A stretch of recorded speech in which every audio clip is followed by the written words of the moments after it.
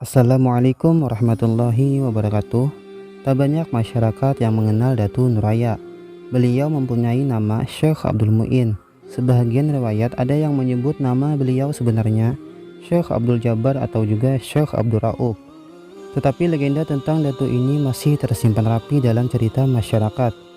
Lalu tersebutlah seorang guru yang miskin tetapi sangat dalam dan tinggi ilmu tasawufnya, serta dikenal seorang yang kasyaf bernama Datu Suban.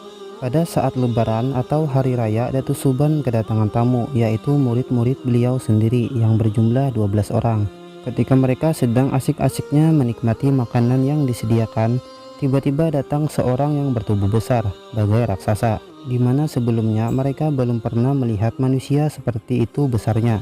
Serta-merta mereka terkejut dan segera berlarian untuk mengambil senjata tombak dan parang untuk menghadang orang tadi. Assalamualaikum warahmatullahi wabarakatuh, ujar orang itu sambil mendekat.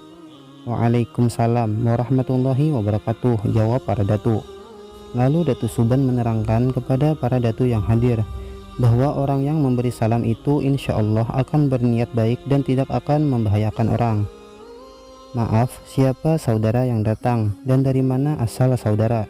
Begitu kira-kira kata Datu Suban bertanya. Anehnya raksasa tadi menjawabnya dengan zikir La ilaha illallah, dan zikir itulah yang diulang orang besar itu setiap Datu Suban bertanya hingga 7 kali bertanya.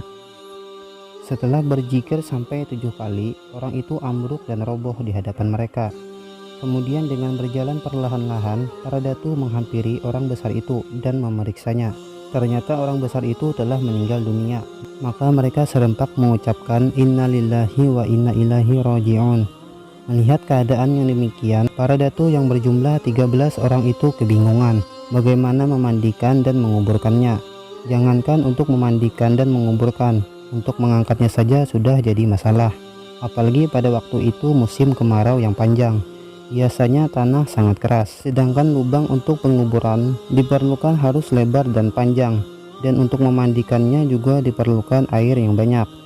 Di saat para datu kebingungan, tiba-tiba hujan lebat turun, dan ketika para datu akan mengangkat dan mengerahkan kekuatan penuh, ternyata berat tubuh orang besar itu sangat ringan, hanya seperti segumpal kapas. Serentak para datu berseru, Subhanallah. Sebelum para datu membersihkan jenazah, Datu Suban menemukan sebuah selapang atau tas dari dalam pakaiannya. Setelah membukanya, ternyata di dalamnya terdapat sebuah kitab yang dikenal dengan istilah kitab Barencong.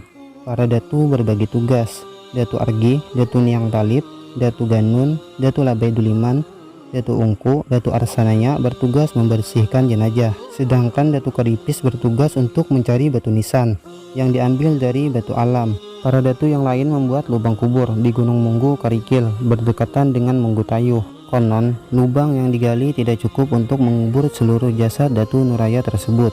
Terpaksa penguburnya harus dengan cara kakinya dilipat seperti huruf hanjah. Datu Nuraya semasa hidupnya memang memiliki tubuh yang besar bagai raksasa, hingga makam beliau sepanjang 60 meter.